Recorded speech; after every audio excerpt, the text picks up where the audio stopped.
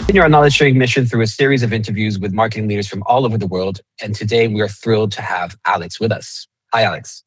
Hi, everyone. Welcome to CMO Chats. My name is Alex Willis. I'm the Director of Growth Marketing at Personio. Telling us a bit more about yourself and your role at Personio. I think today I would definitely describe myself as a marketing generalist, which if I look back at my career, or even sort of if I was to interview Alex sort of five years ago, I'd say that's a big change in my career journey. I definitely started over a decade ago in a more of a digital marketing technical role. And today at Personio, I lead a very broad role across digital marketing, content team, and also the performance function.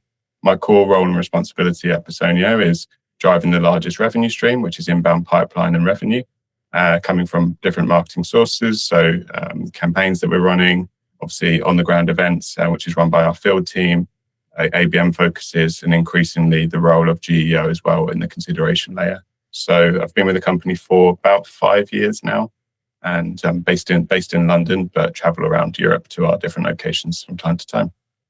Sounds great. And how did you get into marketing, Alex?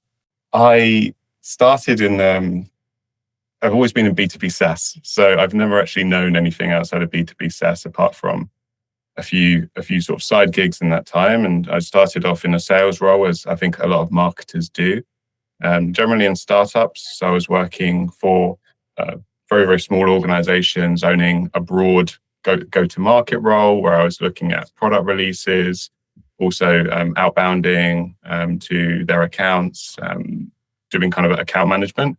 And I found myself more and more gravitating more towards the marketing aspects of my role. So building email cadences, case studies, speaking to customers. And over time, that sort of led me to realize that I've probably wanted to be a marketer my entire career, but I hadn't really realized it. So that took about sort of 3 or 4 years to kind of arrive at that realization. And ever since then, I've moved into marketing, and actually, certainly not by design at first. I've been in the role of kind of the HR sector in that time. So I was working on the marketing automation side at Facebook, on their workplace business unit, which is kind of like an equivalent of Slack.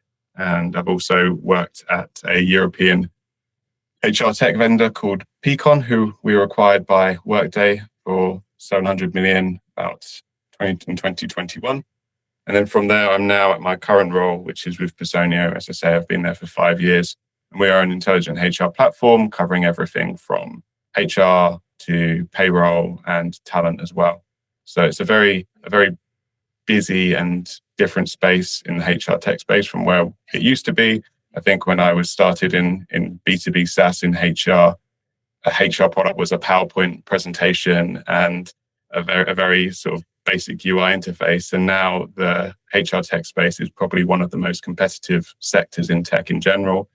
And it's a really, really interesting place to be because obviously the scope is broad within my role, but you do feel like you're in this very, very fast race against a lot of very well-equipped competitors.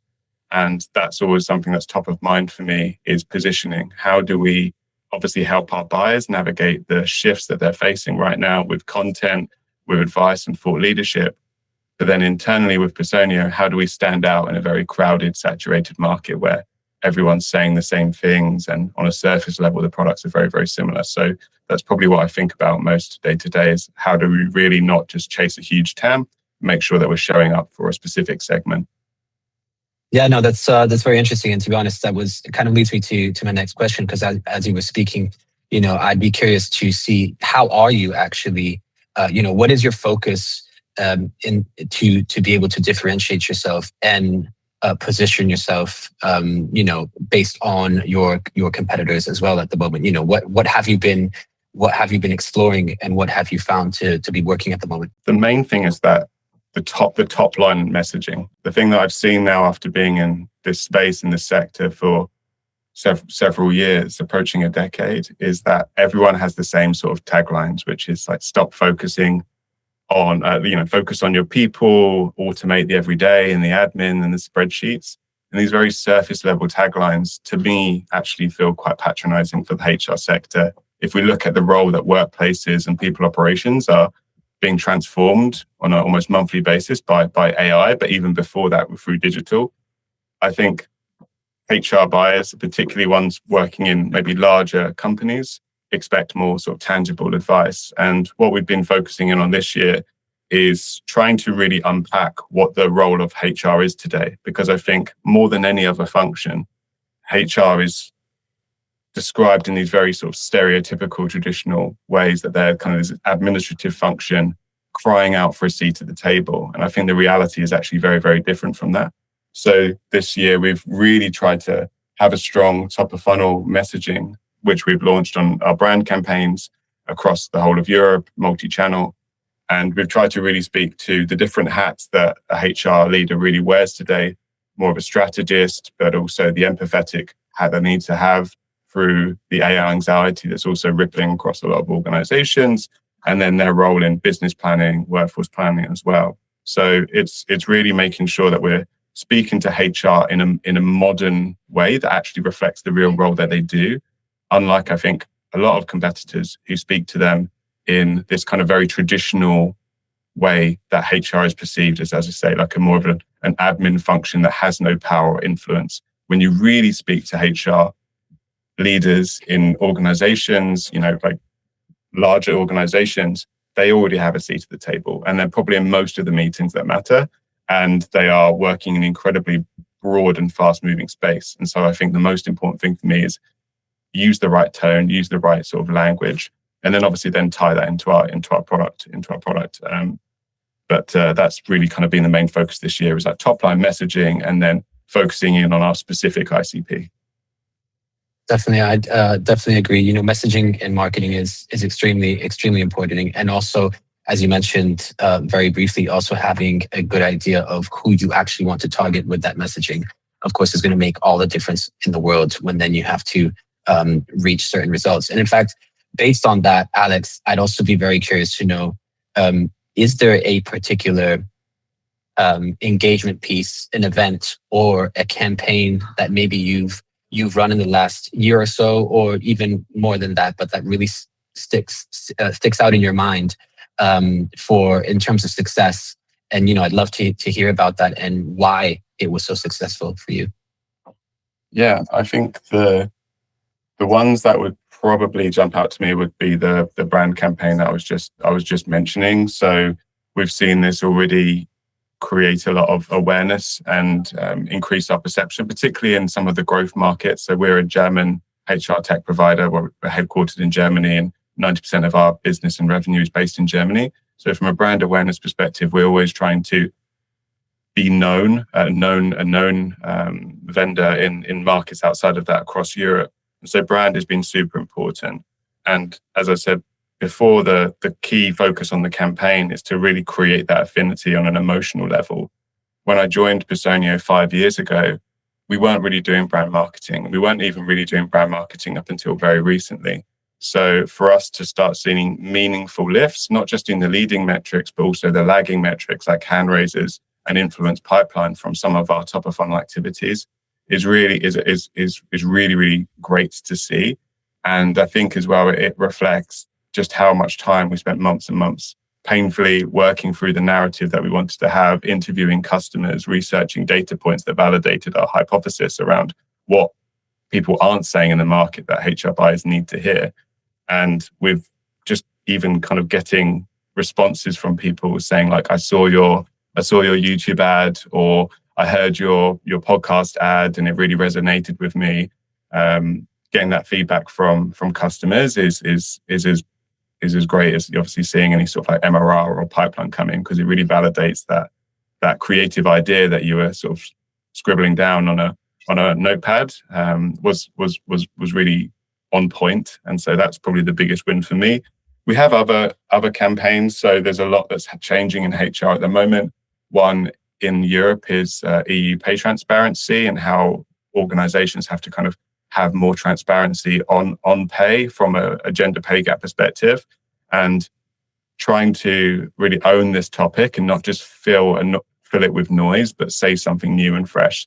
This is working really well for us at the moment. And again, we're not just trying to jump into a conversation and and be present on a topic, but really to find a niche within it. And I think that's what we're finding some success at the moment. And the way that we're doing that is through truly understanding the way that that's impacting organizations. And it's as much a conversation as it is us leading the debate. Definitely.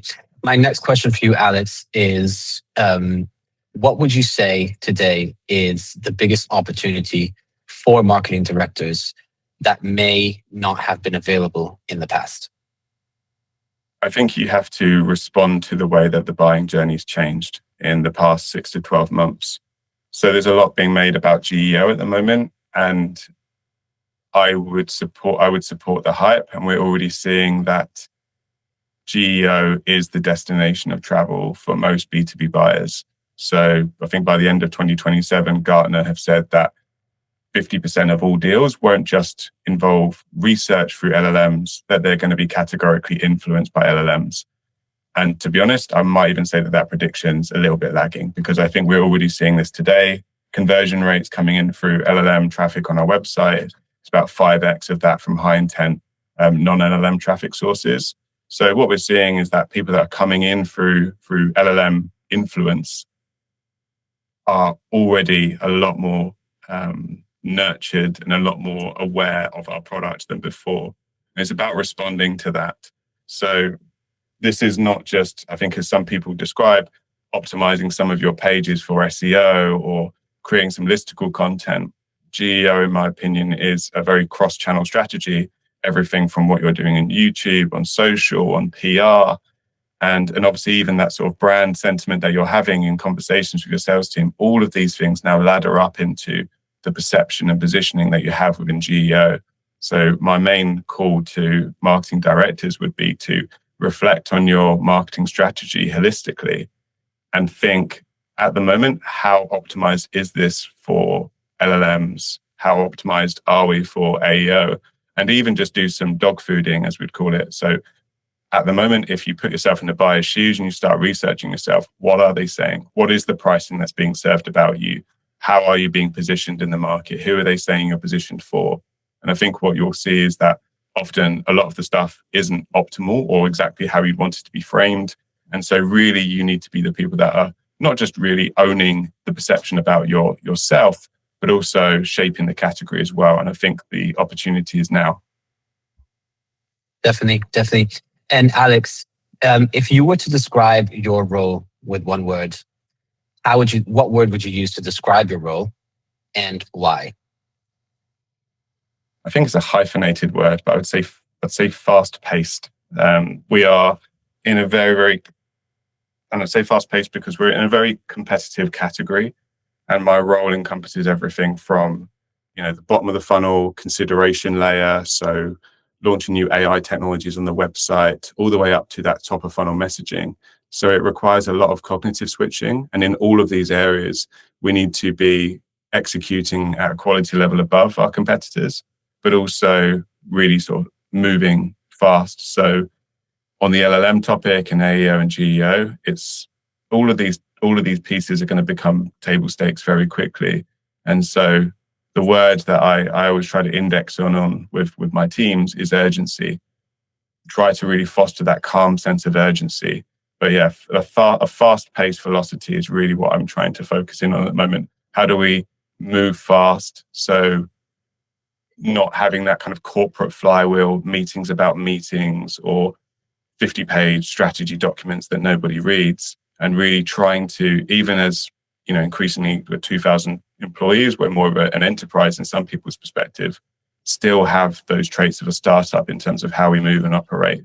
Really, really working in small, lean teams, no more than 3 or 4 people, ensuring that we have a cross-section of the right people in the room, but that those people have high ownership and the ability to move really, really fast. So I think that speed is a critical ingredient of any growth team or any marketing team that really wants to drive impact right now. If you're having debates or conversations about what's going to be on your roadmap for 3 or 4 months, someone's probably outpacing you.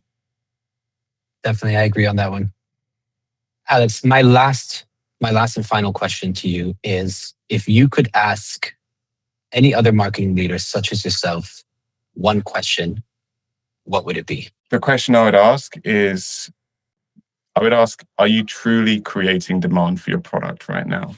So too many times organization marketing teams are, there's a word of mouth piece, they're investing in demand capture channels, but are they truly generating net new demand for their product or service? And I think too many marketing teams are beholden to one or two channels. And I think what I'm seeing at the moment is that if you are just generating hand raisers through some Google Ads campaigns or some brand and word of mouth, it's a very, very precarious place to be. So the main questions I'd ask right now is, which channels are driving demand? And are those channels that you really own, or are they channels that you're kind of at the mercy of? Just for example, in the last couple of months, we've seen that 50% of the keywords that we're bidding on in Google Ads, which was one of our main pipeline driving channels, is now buried under an organic AI overview from Google. So the channels that are driving a lot of demand for you, really critique those and go, are these scalable, sustainable growth levers for us? Or are these channels where we are effectively not in charge of our own destiny?